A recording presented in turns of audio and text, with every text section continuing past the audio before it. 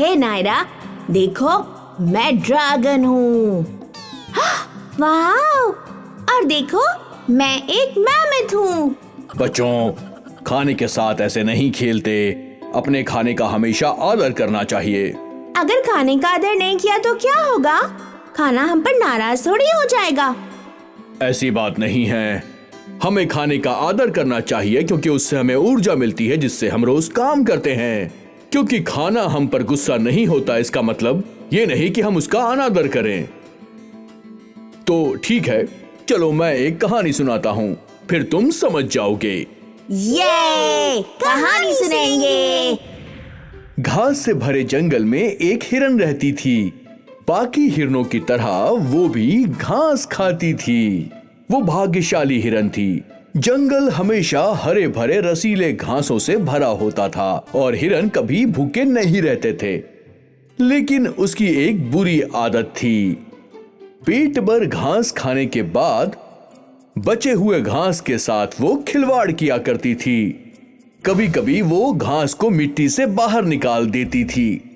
और एक दिन घास ने हिरन के साथ बात करने का तय किया। तब हिरन खेल रही थी।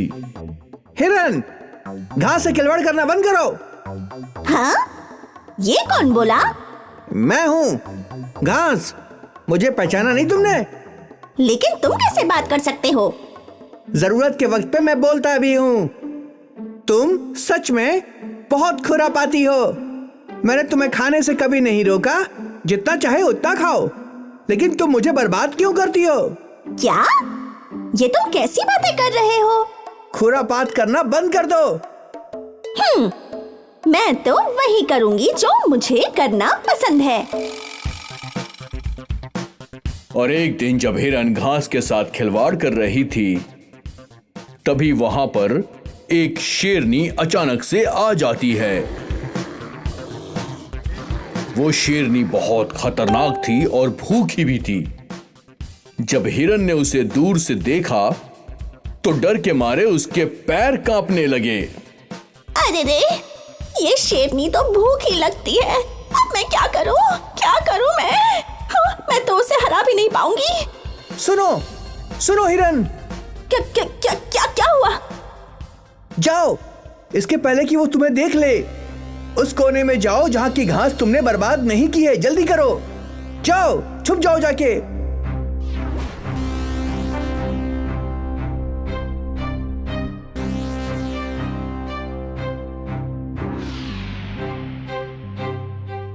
मैं बच गई। थैंक यू घास, तुमने मेरी जान बचाई। तुम सही थे। मैं शरारत नहीं करूंगी और तुम्हारा आदर करूंगी। तो बच्चों, खाने के साथ खिलवाड़ नहीं किया जाता।